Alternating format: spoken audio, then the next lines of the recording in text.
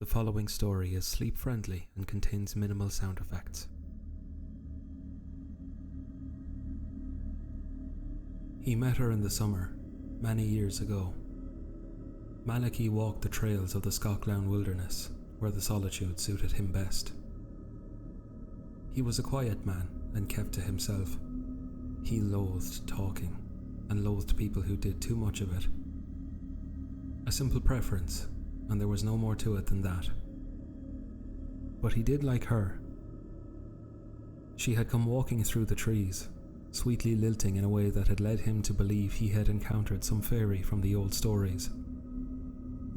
She smiled at him, and he realized he had been smiling back, which he hadn't done in quite some time. She could talk the ears off of a dog, which was every reason to loathe her and then some. But he found that he could not stop listening. To his surprise, he found himself talking back too.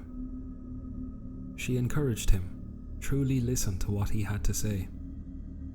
It was the first walk of many, and it wasn't long before the man realized that where so many people simply talked, she sang. She was a singer, and alongside her, he would be too.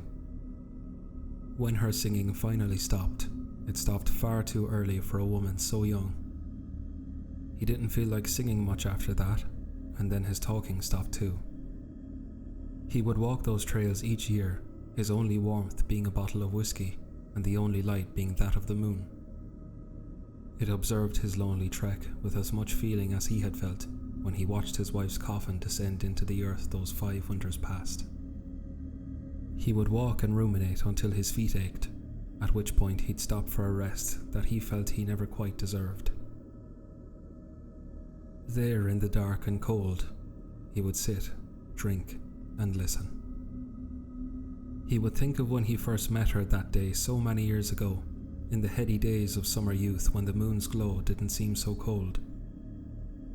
How she had greeted him so cheerfully like some summer spirit, all rosy glow and hike-flustered. He sometimes fancied that in that dead silence, he would hear his tears turn to ice on his cheeks as they fell, and, as the whiskey took hold of his senses, he fancied that he could still hear her voice lilting through the trees. The past few years, his moonlit walks have been extended more each year, on account of what he swore he saw on the 3rd year after her death. Bleary-eyed with tears, he glanced across to a line of trees, and saw her. Breathless from walking and singing that lilting song that had enchanted him a decade ago, the murky outline of his wife approached him. Maybe it was the shock. Maybe it was the grief. Maybe it was the alcohol. Maybe it was all of those and other perfectly valid reasons besides. But even in the days after, when his mind was once again judged sober and tack sharp, Malachy could never seem to convince himself that his wife sounded right.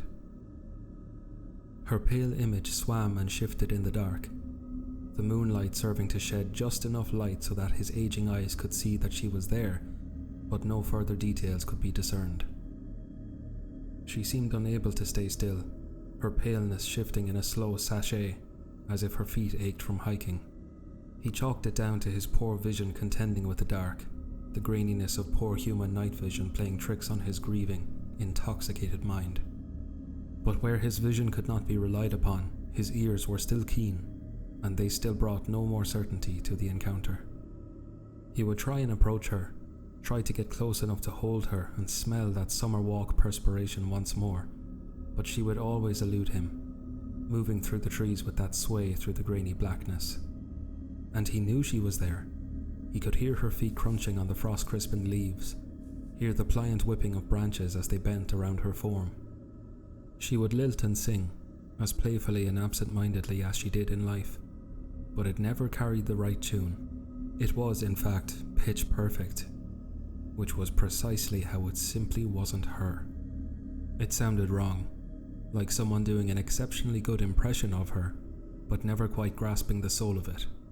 Small dips in inflection, tiny idiosyncrasies, a million minutiae that tell you that the person you're hearing is the one you love, and by God, this wasn't her.